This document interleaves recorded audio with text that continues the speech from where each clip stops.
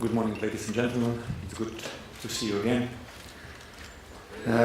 Let me start by asking you a few strange questions. Have you ever thought of Paris without the Seine? Or what about the Lisbon look? What would it look like if ever the Tagus River dried up? What would have been the history of Austria, where we are today, without the Danube River? I know it's a bit of science fiction, but I personally could not imagine my home country, Slovenia, without, for example, its Socha River. Europe is rich of water resources, but such resources should absolutely not be taken for granted. And this is why we in the Commission are always given water the utmost priority. The water blueprint that we put forward in November last year sets out a new strategy for the protection of Europe's water resources. It is the fruit of real collective effort which involved member states, the water service sector, water-using industries, the scientific community, NGOs, European Parliament, and you, of course. Its main message is that we need to step up our actions if we are to meet the goal of achieving good water status throughout the European Union. However, our assessment of more than 100 river basin management plans prepared by the member states shows the extent of the challenge. On present plans, it is fairly clear that 47% of the waters in the European Union will not achieve good status by 2015, almost half. In this context, maintaining and restoring the ecological functions of Europe's rivers in light of growing demands for water, energy and food, and increasing pressures from climate change are an enormous challenge we have to address. Luckily, we are not starting from scratch. The results of the Restore project, supported by the LIFE program, which fed into the development of the water blueprint, identified several areas for action. I would like to share three of these with you. First, we need certainly to encourage teamwork, international cooperation on transboundary water bodies, peer review, and experience sharing. Together, we will absolutely be stronger. Second, the blueprint puts considerable emphasis on the knowledge base for water policy. We propose to continue developing the Water Information System for Europe, to link it better with national databases and facilitate decision makers access to essential information.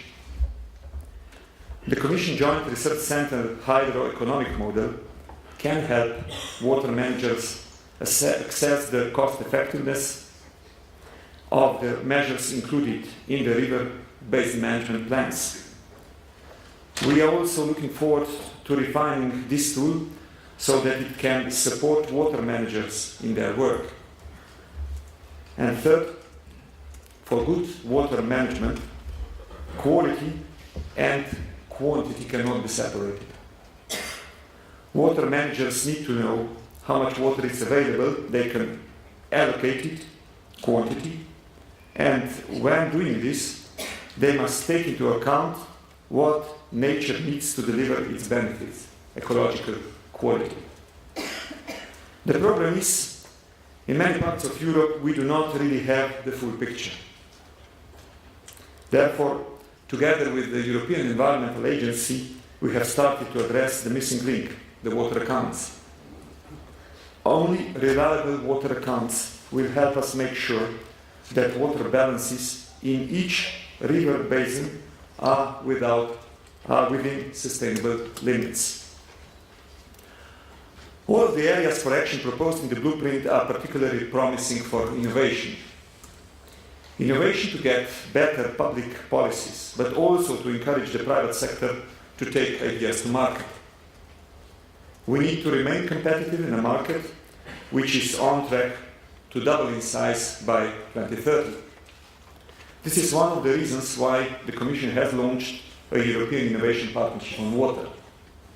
One of the action groups created under this partnership is directly relevant to restoration work, as it aims to develop an agreed methodology to assess the benefits from ecosystems in environment in monetary terms.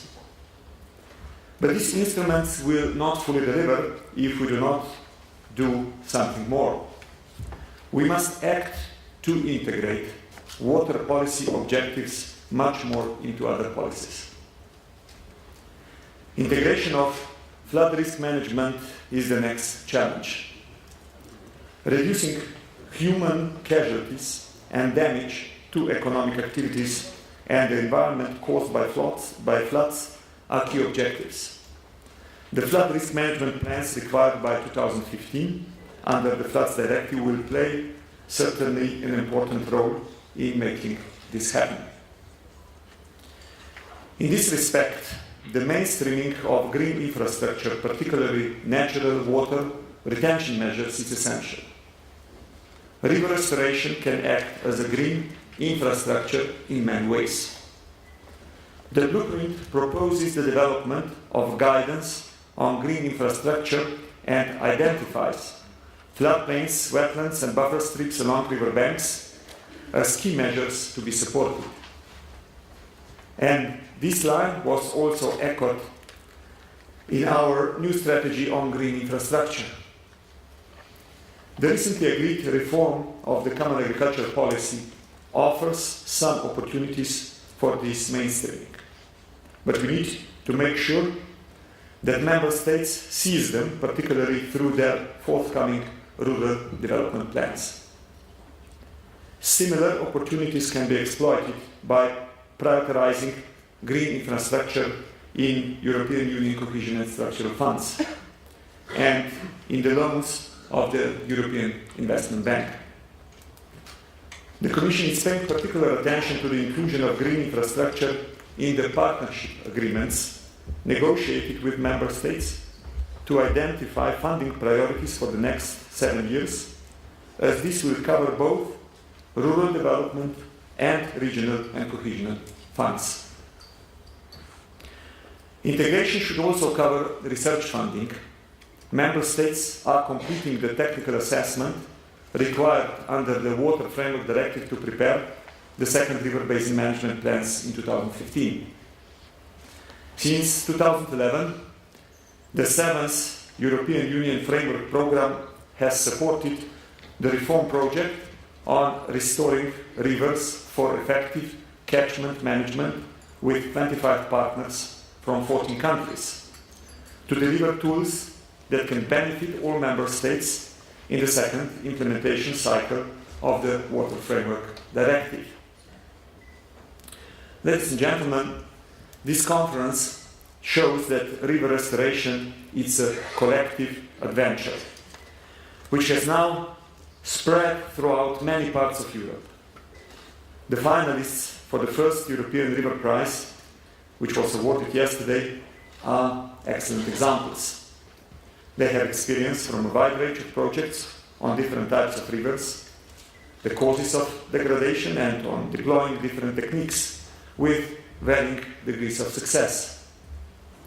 However, it is time to move from local and pilot experiences to widespread implementation of restoration measures across European rivers. River restoration is still more common in the north and west of Europe. It is also high time to show that river management is not just about protecting important types of European ecosystems or about ensuring that rivers provide their vital ecological functions. Restoring rivers also contributes to economic development and improves the quality of life of citizens. Many people think that economic and environmental logics are incompatible. If these people were to attend this event, they would certainly learn that they are wrong. But there will always be skeptics.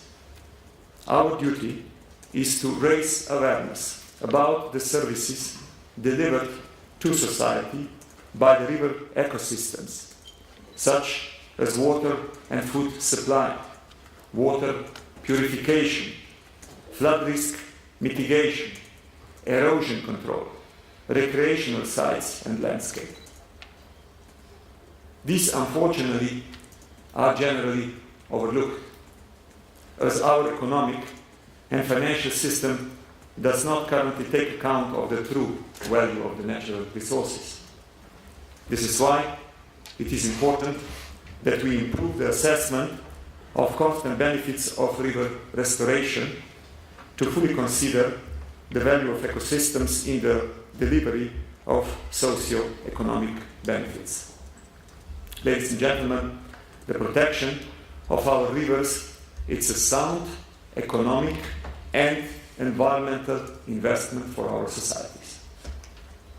The debate is not about environmental protection or economic development. We can have both, and we must have both. This is the message I would really like you to take back home. And please do exploit every opportunity to pass it on. Thank you for your attention.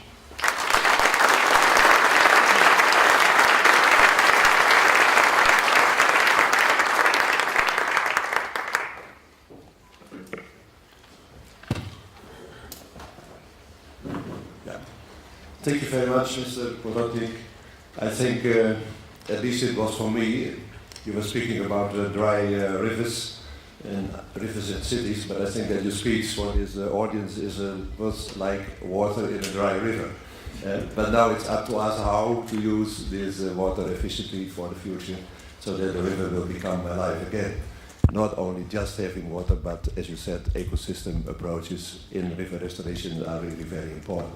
Thank you so far, but I would take a few minutes of your time by asking whether people have maybe one or two questions that can be answered by you, and if you prefer to get answers by others to this question as well, and that might be possible, we will try to give the answers by others. Thank you very much so far.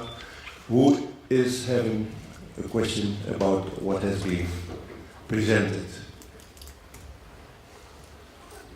Or is it all clear, or are you so impressed about the work to be done in the future that you say, I have one question over here. Just in terms of the negotiations for the next RDPs and specifically agri-environmental schemes that will support farming, if you like, farming and conservation, and especially river restoration and water quality. How have those negotiations been going? Yeah, each one has to do its part of the job. What we are doing in the Commission is absolutely trying to do with our colleagues which are taking care for agricultural programs, that they take those things into account, and that when we have our bilateral discussions with the member states, that those things are also put on the table. I was basically insisting that those type of measures, and also biodiversity for the first time, are part of the story. We came also with, as I have mentioned before, with a program which is connected to the green infrastructure. This is a major breakthrough, because green infrastructure was considered to be something more seen for granted, or we know how we react when it's necessary that we would invest in those things which are, by the way, the cheapest and the most effective. Then we are basically saying, is it really worth spending money for that? When we have first floods, we are calling the first politician who is close to us, who the hell was so stupid that they didn't invest in that. So these are the things which we need to take care in advance. We will do everything possible from our side that these messages will come into the programs, but on the member state side, whatever we can do from the other side that this comes into the programs, it's also more than needed. maybe if you would allow me, I would just say one thing a bit more in principle when we are discussing now today. Is when I came to this portfolio, and you know the portfolio was split, that before it was climate change and environment together. And in a way, I got the feeling that at that time we were, previous 5 years, basically at least last year, is very much only speaking about the climate change and the challenge which is coming from the climate change. And climate change, it's absolutely a serious issue and underestimated. But the thing which I'm trying really to push through everybody's mind is that natural resources and the things which are in limited amount on the earth are basically the things which will likely change our lives quicker than basically the climate change. Because people do see if they don't have the access to clean water. So for me, water, land, soil, these things where you have multiple demand for use, but on the other hand, only one limited possibility to offer it, will change our lives enormously. You know that you have all heard that figure of 9 billion people which will be on the planet 2045 or 2050, 2045 it's likely. What does that mean? Because that nobody really translated it in what does 9 billion actually means. It means that in one generation, 30 years, we will have on the planet additionally more people than it was the total amount of population at the beginning of the 20th century. At the beginning of the 20th century, the population was 1.5 billion. We will have, in one generation, 2 billion more. And in the past, we have dealt with those questions on different ways. Diseases were obviously doing part of the job which we can today master with the knowledge which we have.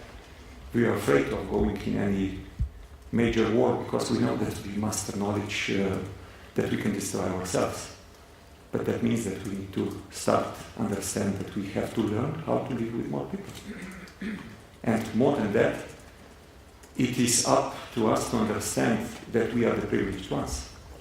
And that the expectations are, the estimates are that till 2030, 3 billion people will be left out of poverty to the middle class consumption. How? How, I'm asking you. So it's not a question of environmental or economic logic. It's the pure physics. So we will need to learn that we have to change our lives, change the consumption and production, and we in the West are the first to learn that. Because if the others will follow, which they can't, because simply it will physically not be possible, but this would make the world pretty unbearable to live. So the difference is the poverty and so on. So it's really high time that we start to understand that if anybody is today talking about the long-term challenges, and these are the things on which we should focus later on, because today it's crisis and today it's economic fixation, it's living in another world. I think this is absolutely crazy. So that's why I think it's so important that the things which you are doing, everything what is connected with water, everything which is connected with the water restoration and so on, are exactly the messages which we today need. So we need to re-establish the lost balance which we have basically destroyed by human activity. Thanks. Thank you very much for this second speech. That was really very good.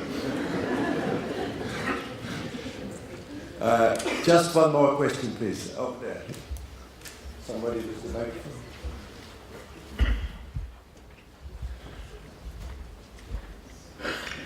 Thank you. I'm Loris Ereife from WWF, coming from Central Eastern Europe. I would have a question relating to Water Framework Directive and hydropower development. We know we need to achieve good ecological status potential. There is also non-deterioration clause. And at the same time, there is also another goal to increase the renewable energies. So how do you see the future of these two processes going parallel? And at the same time, that process that we invest a lot in restorations, but at the same time we lose new and new floodplains because of other infrastructure developments? Thank you. Yeah, that's a difficult one. It's one. If you would put it in the framework a bit more, it's how you actually reconcile the economic activity with the restoration. So in this case, it's on the water, but basically it's a broader question. So if you would talk about the building of the infrastructure, whatever of different way you, and you would talk about, for example, protecting Natura sites or protecting land as such and its capacity, this would be the same question. So it's a difficult one in which we have to find balance, because we all know that having or continuing with the way of developing our renewable sources of energy is something which we need. Personally, my belief is that at the end we will land with the sun, because it's so obvious that it can't be more obvious. In one day we are getting as much energy from the sun as we need it for our running in the whole year. But of course we still don't master the technology that we would turn it in an efficient way for our use. But in the meantime, of course, we are trying to do everything, and here member states, as you know, have the freedom to choose the energy mix. And in that, of course, also hydropower is part of the answer. We always have to make a clear judgment, either we do more benefit or we do more damage. Sometimes with the small hydropower, this balance, I would say, would go into the direction of doing more damage than doing good. But these are the things which has to be, of course, evaluated on the case-by-case basis. So it's not that I would say that if you do that, you shouldn't do that, because simply that's how life would not work. But it's absolutely clear that when you destroy some things, you destroy them. And you have to be very careful in all the assessments, what are really the consequences of such kind of policy, and when you decide that all those things are taken into account. Well, thank you very much. I think we promised 2 questions, and looking at the time, Okay. I think it's better that we proceed. Thanks again, and enjoy here Vienna, and also have a good conference.